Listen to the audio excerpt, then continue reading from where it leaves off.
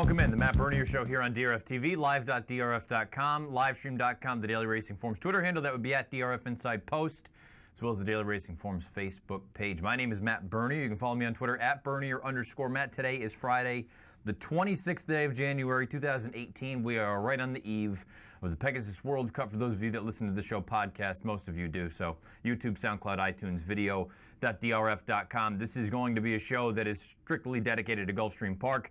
There's really no sense in burying the lead. All talk is about the Pegasus. It's the second annual, second inaugural, or inaugural will be the first one, so second annual, let's put it that way. $16.3 million is the purse. Let's first start off talking a little bit about the morning line favorite. He's 4-5. That would be Gunrunner. Gunrunner is a horse. He was crowned Horse of the Year last night at the Eclipse Awards down in Hallandale Beach. He really had an essentially spotless 2017 campaign with the exception of the second place finish in the Dubai World Cup. Now he shows up. This is his swan song, his final race. We'll find out if he goes out a winner.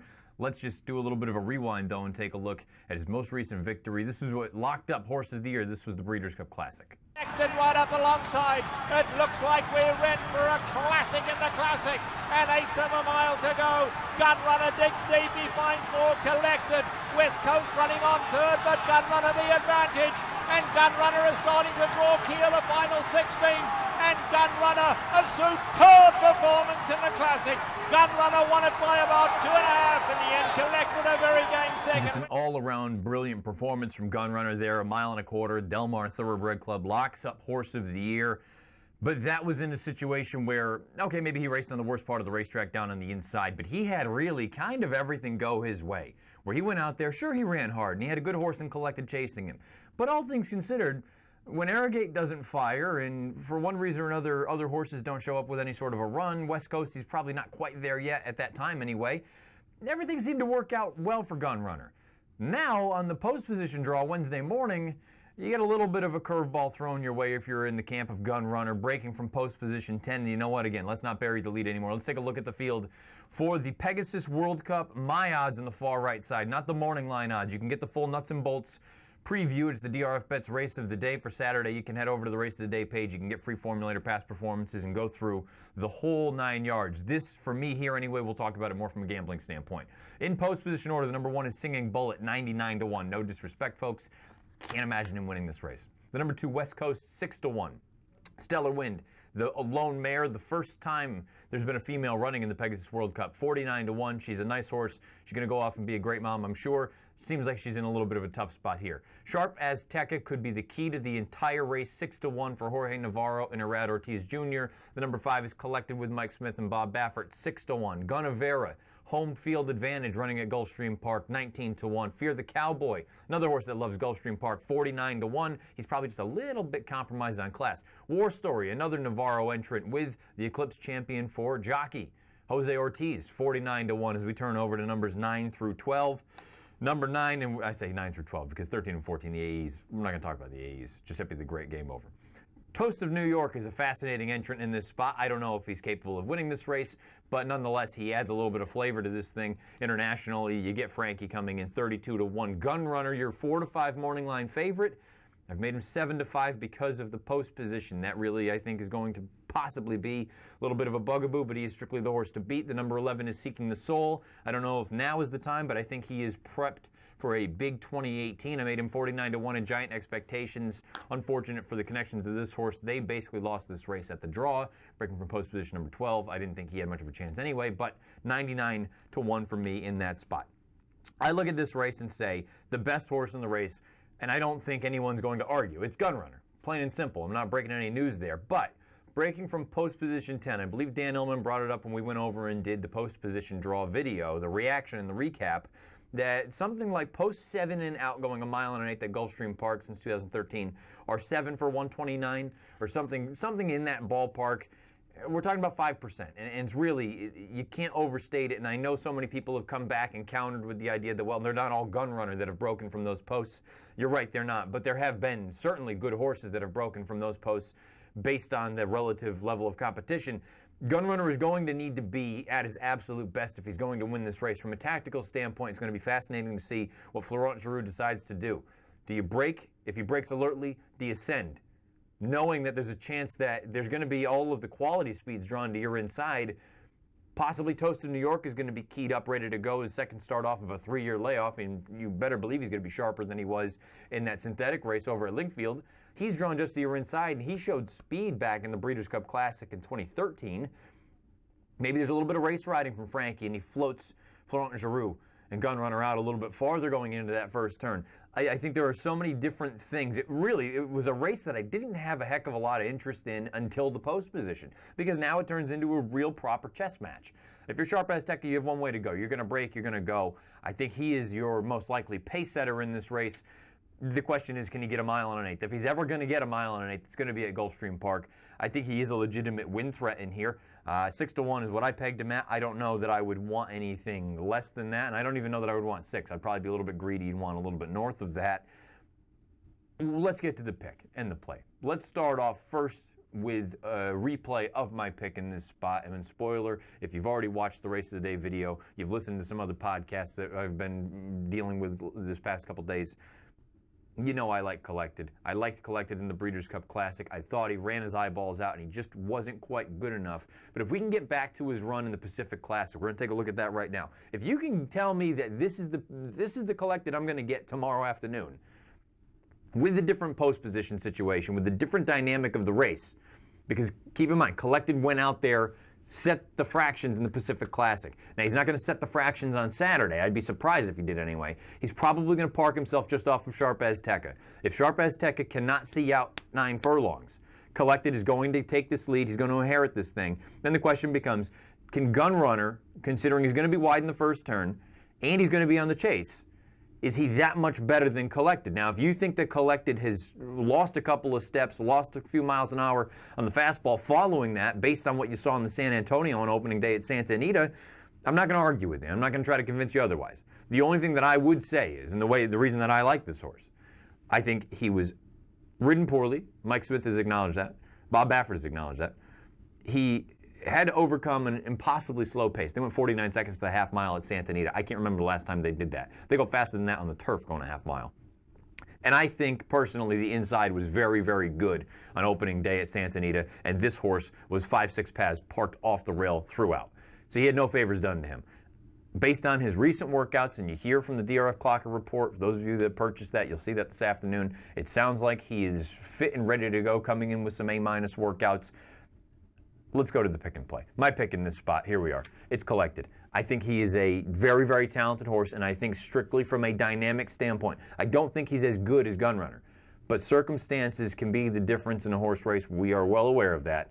I think the post position 10 for Gunrunner and Collected being able to sit off of Sharp Azteca. Now look, if Sharp Azteca puts up a little bit of a fight and those two hook up, then guess what? This thing could very easily set up for Gunrunner or someone else coming from off the pace, a West Coast or Gunavera, anybody else.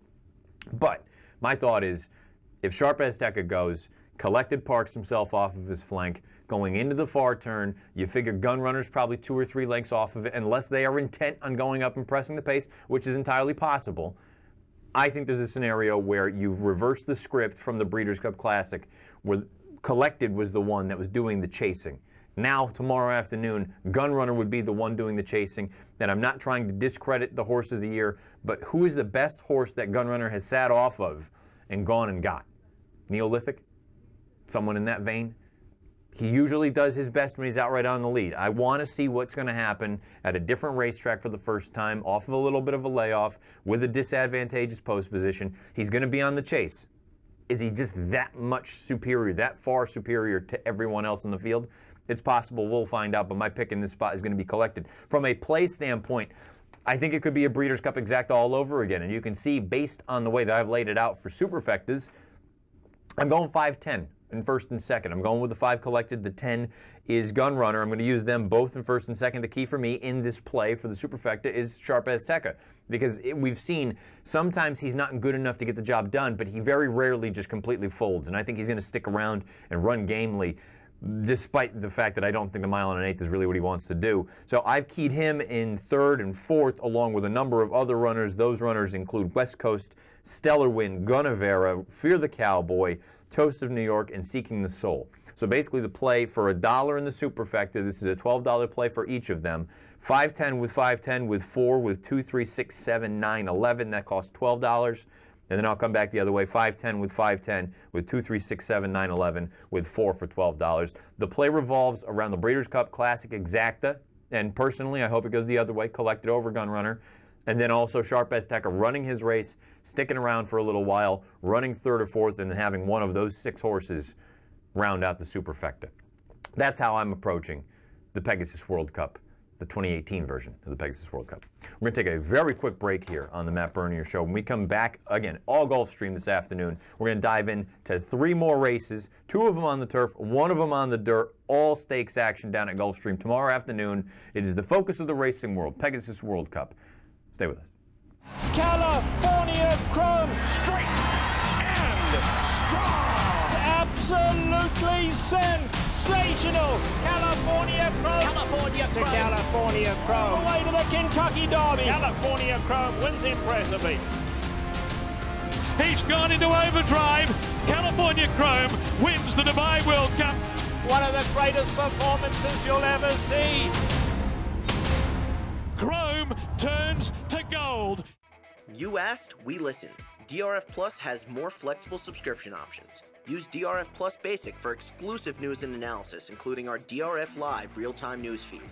Or go deeper with DRF Pro and unlock buyers, closer looks, picks, and reports, including the DRF Daily Game Plan. DRF TV viewers get 50% off the plan of your choice. Use code DRFTV50 at checkout. Learn more about the DRF Plus subscription plans at drf.com/plus. Ladies and gentlemen of Cincinnati, clear your dance cards, because this is an invitation from Jack. Jack says the best business to get into is monkey business. Jack says once in a lifetime can happen every night. Damn the torpedoes and tomorrow morning. Prepare to live it up, live it loud, and relive it all over late night chilly 3-way. Because Cincinnati, this is really happening.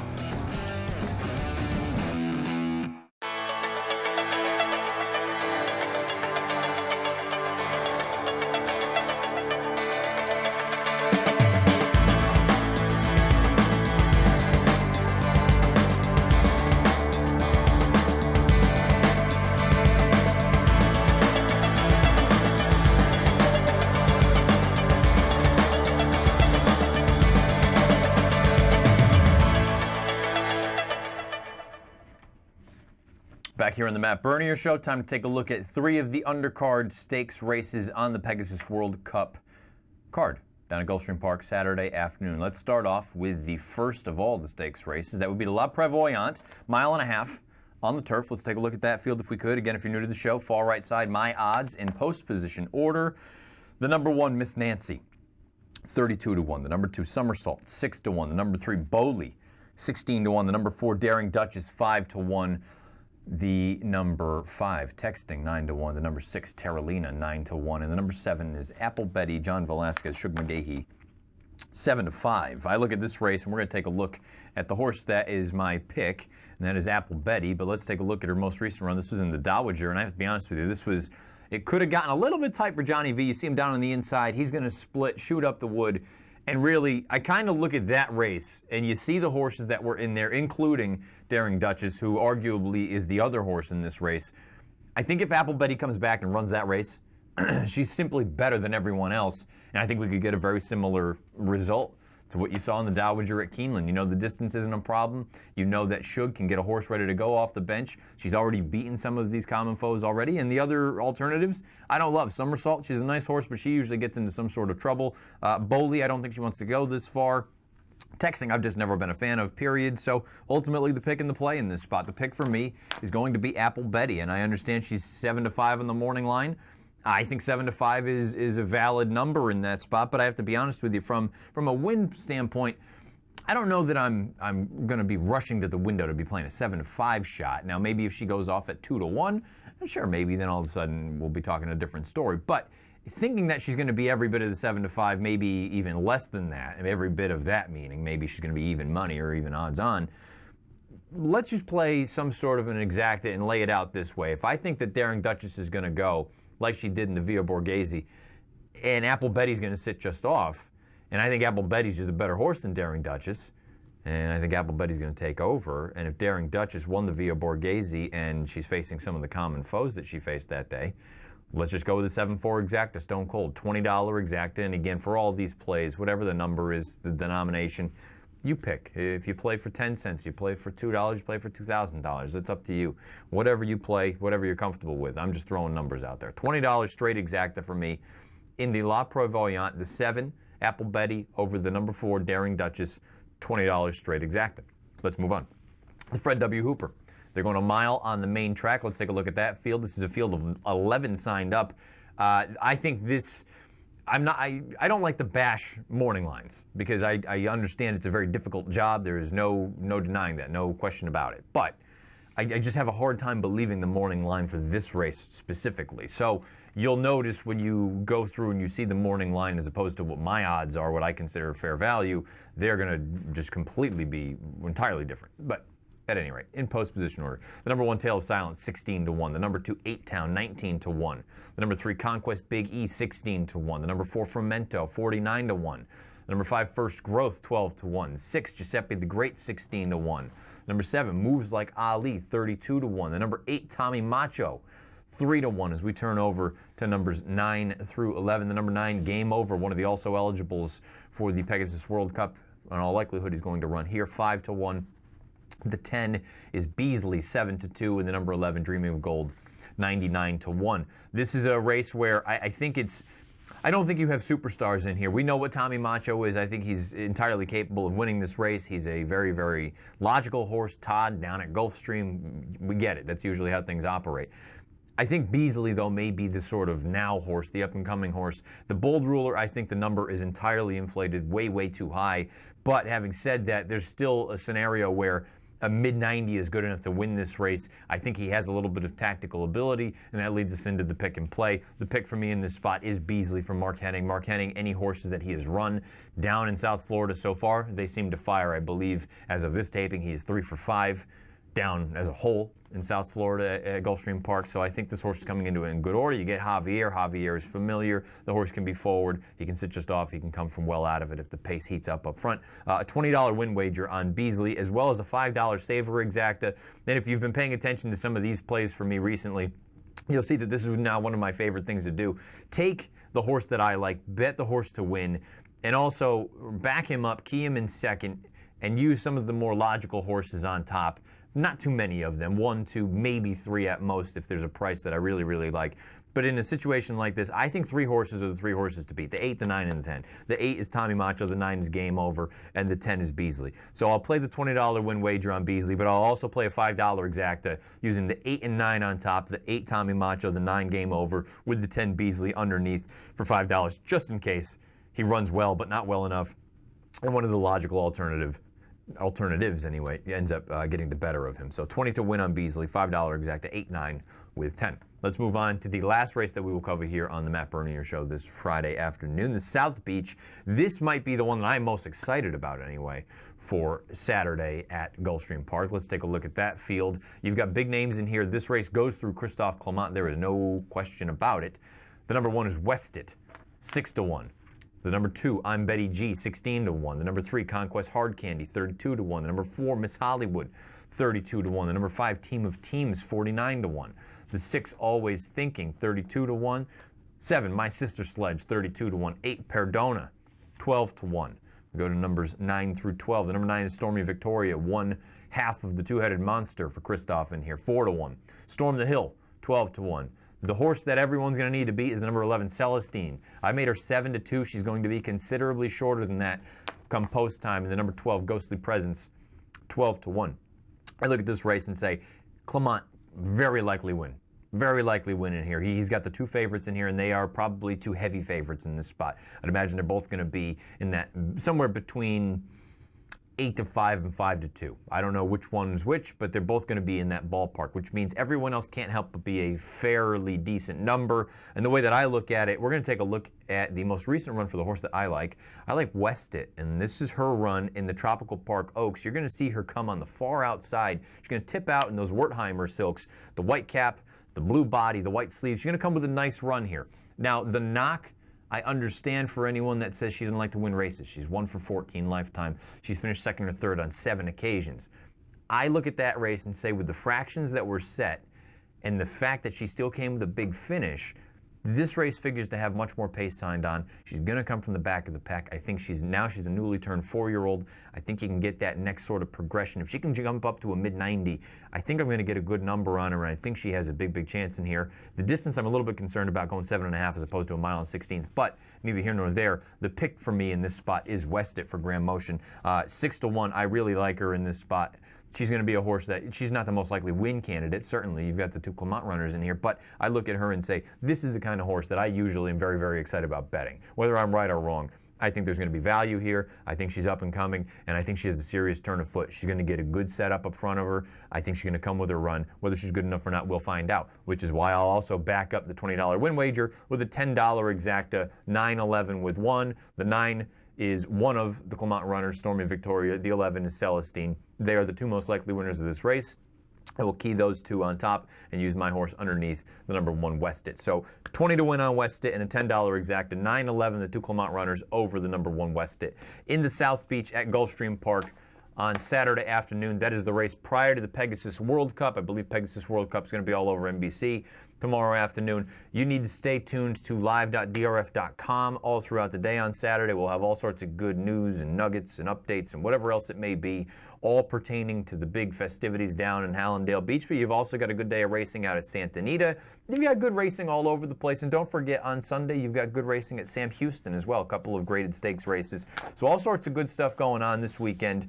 And again, as always, live.drf.com is your place for all the updated handicapping news and analysis. If you're betting anywhere, it should be on DRF Bets. There's all sorts of good deals. You can head on over to drf.com/join, and you can read the rundown, get all the good stuff. If you've been watching this live, you've got live.drf.com, livestream.com, Daily Race Performance Twitter handle. That would be at DRF Inside Post, as well as DRF's Facebook page. If you listen to a podcast, YouTube, SoundCloud, iTunes, video.drf.com. My name is Matt Bernier. You can follow me on Twitter at Bernier_Matt. Best of luck this weekend, however you're playing, wherever you're playing, whatever you're playing. We will recap this race, the Pegasus World Cup, as well as all the other Gulfstream Park Stakes races on Tuesday on the Matt Bernier Show, the recap edition. And until then, best of luck, and as we always do on Friday, we lead this entire thing into the latest edition of Out of the Gate. Good luck this weekend. See you again on Tuesday.